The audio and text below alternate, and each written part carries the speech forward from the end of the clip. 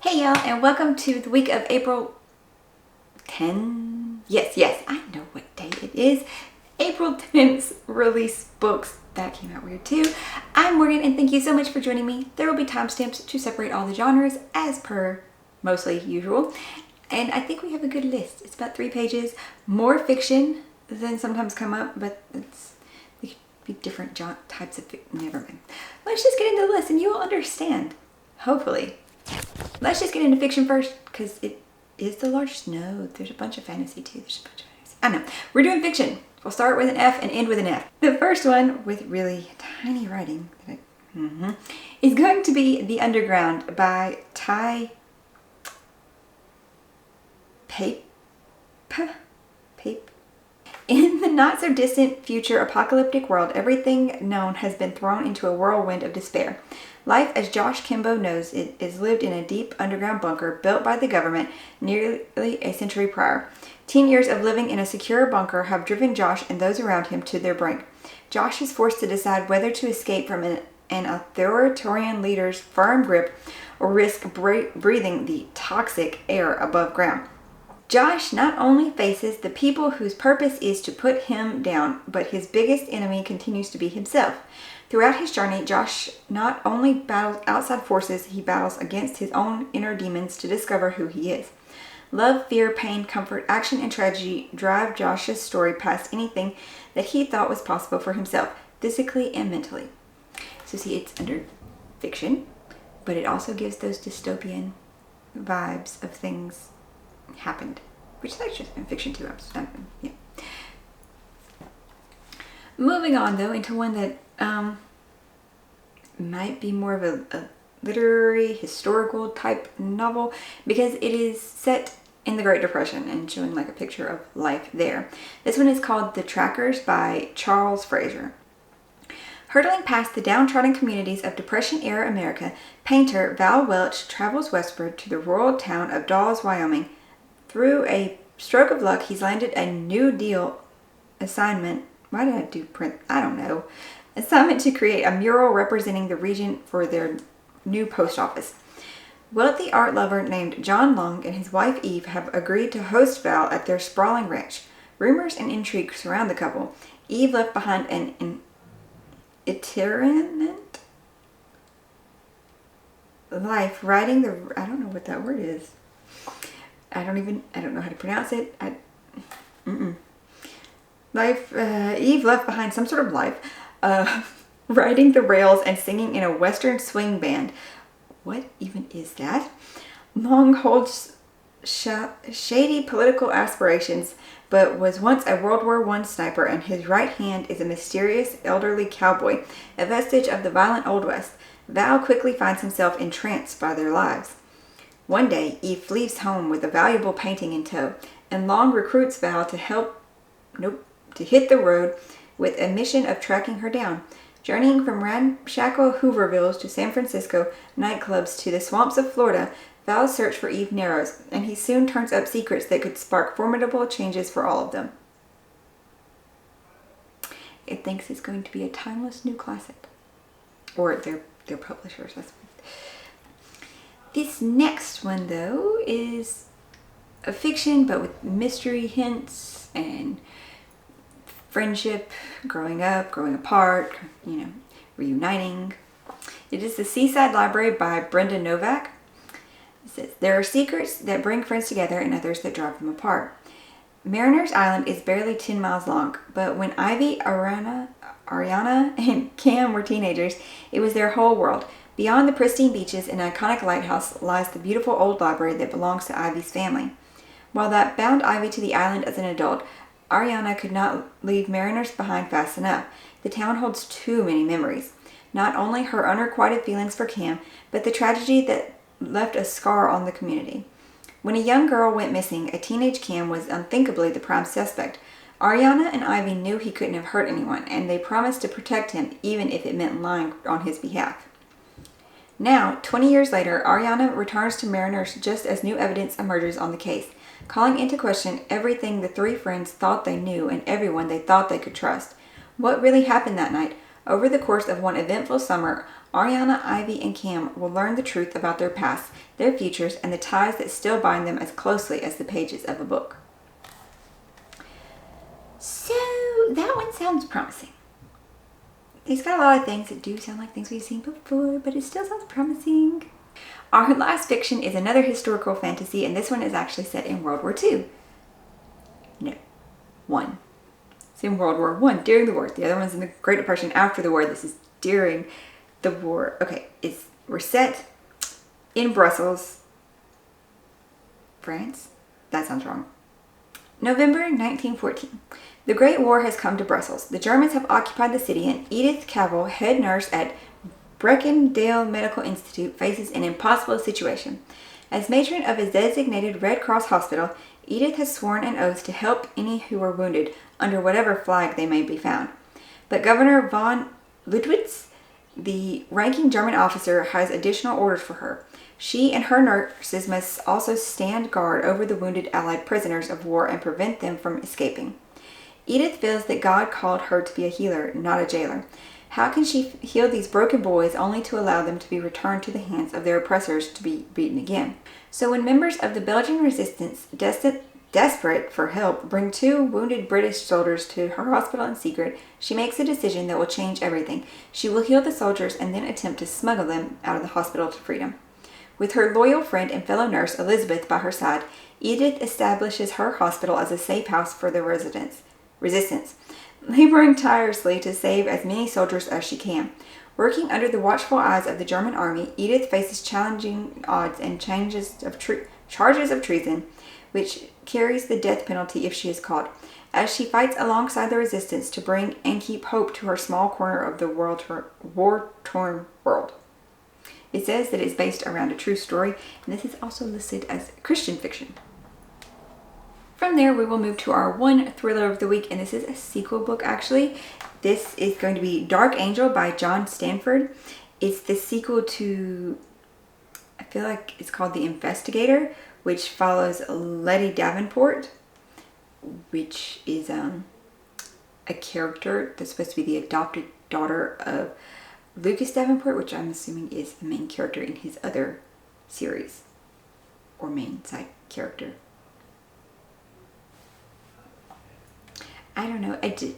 Just the one sounded cool, and I'm gonna actually read its description because I don't think that this really will give away too much of the other one.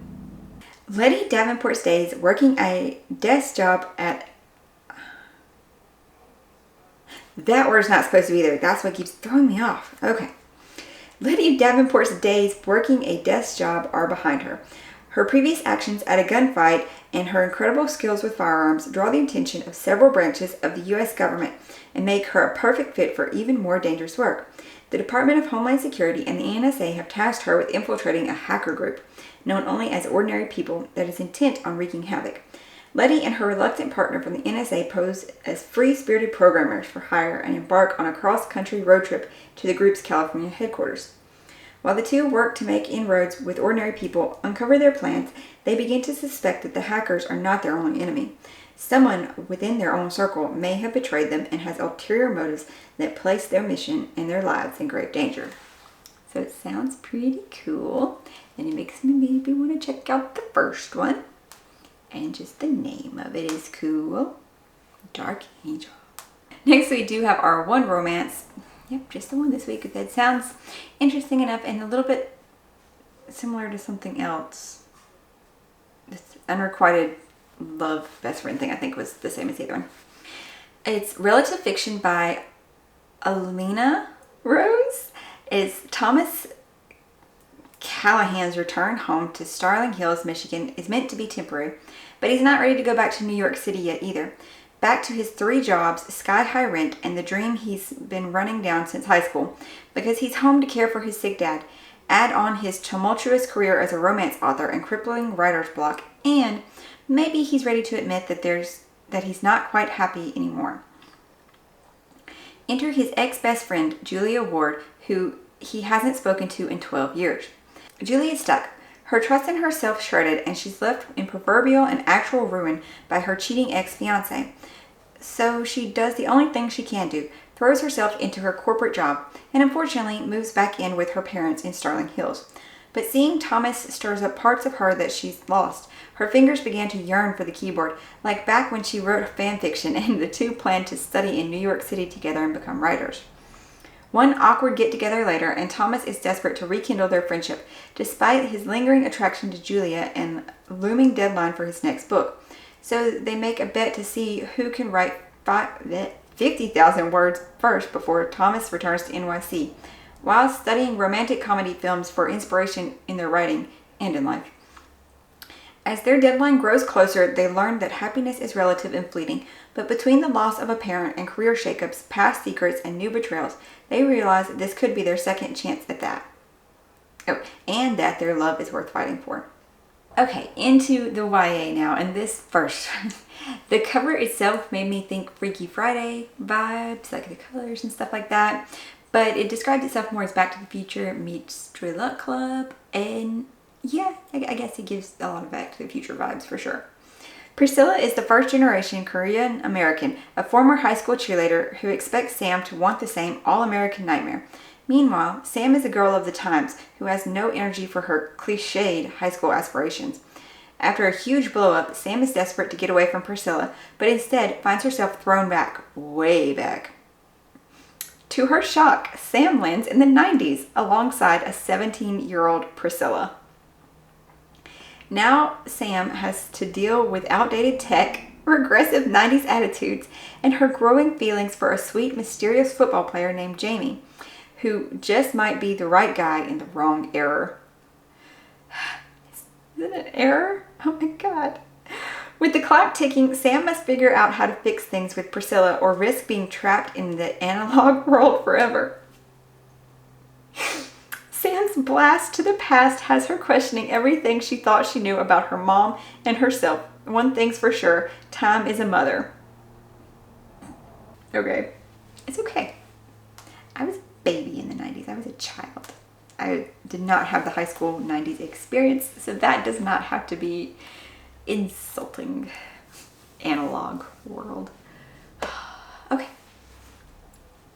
Moving on though into a more YA fantasy. I almost want to read it though, just to see how funny and make fun of it might be able to be. I mean, I'm sure there will definitely be the heartfelt moments about the mothers and daughters, but we'll move on into the YA fantasy now. It's He Who Breaks the Earth by Caitlin Sangster. And this is the sequel to She Who Rides the Storm. Both of these covers, though, are just, both of them are gorgeous. And a plus in the favor is it's got a blurb by Brandon Sanderson. So this is the synopsis for the first book.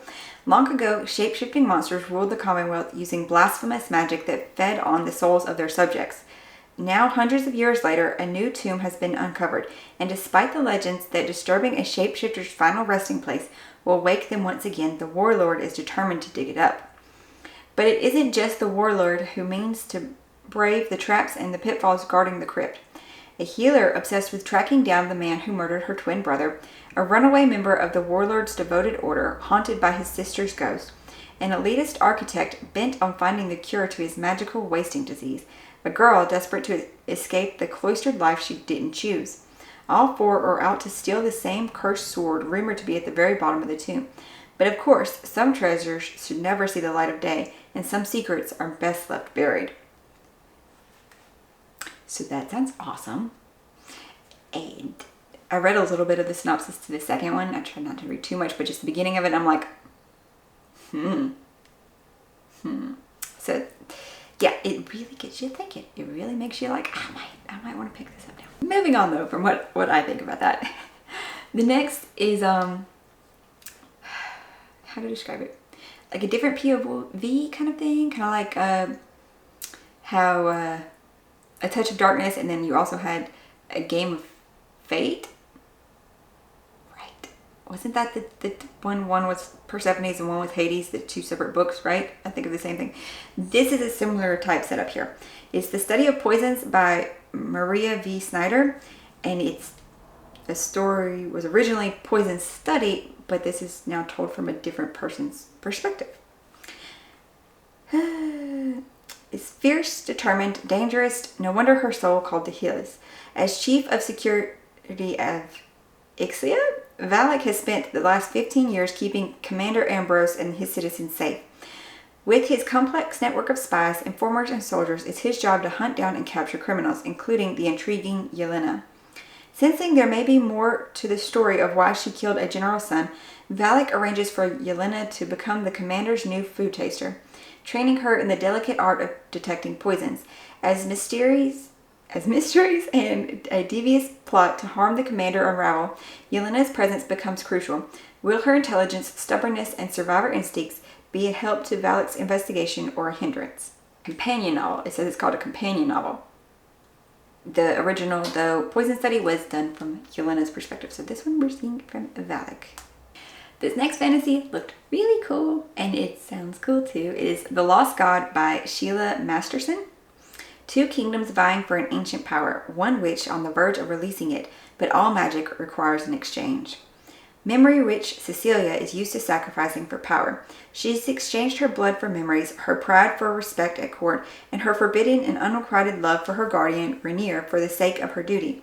But it will be worth it if she can complete the gauntlet and release the power of the lost god. But when the god of war attacks, sending the two kingdoms from simmering tension to open war, Cecilia and Rainier set out on one final perilous journey. They venture deeper into enemy territory than ever before, aided by a charming hunter who offers Cecilia a glimpse of the adventure and romance she's always wanted. As the trio encounters vicious memory-stealing hunters, enchanted illusion forests, and meddling gods who speak in riddles, they draw ever closer to the pinnacle of the gauntlet, and the sacrifice that Cecilia has been dreading. When faced with the most important magical exchange of her life, Cecilia must choose between her kingdom and her heart, knowing one will be left irreparably broken. And lastly, we have The Basilisk Throne by Greg Keyes. Master and Commander meets Game of Thrones and Pirates of the Caribbean. For centuries, I'm going to restart this. Okay, I'm going to restart this because I have just done horrible with all of these names. It might not get any better the second time around. Okay. For centuries, the Dreyu have ruled every continent, brutally enslaving the human inhabitants. Now, after endless wars, the human empires of Ophirion, Valessa, and Majal have pushed the inhuman enemy back to their heartland and unite in a final massive assault. Alistair Nevalon and his son Crespin set sail against the Dreyu, and they have their own secret weapons. Yet Alistair is forced to send his daughter, Chrysanthemith, to the capital city of Ophirion Manji as a token of his loyalty to the emperor. He instructs Chrysanthemith to use her considerable intellect to discover what plots may be afoot, even as she enters a place where courtly manners hide murderous intent. As nations collide, the true key to defeating the Dreyu may lie in a remote mountain stronghold with a wild rogue known as Hound and Amalite, the young slave of a sorcerer more ancient than any nation, whose loyalties remain threateningly unknown. Sometimes fantasy names are just so hard. That's everything for this week. Maybe you were able to find something good that you want to pick up or put on a future TBR list. If you enjoyed this video, please consider checking out some of my other ones, like my spoiler-free review that I did for the recent Sanderson release. Promise, besides the name, that I did not say anything else. And if you're enjoying and haven't yet, consider subscribing so you can catch all my future reviews, unboxings, vlogs, and these weekly new releases. Thank you guys so much. I hope you're finding something awesome, and I'll see y'all later.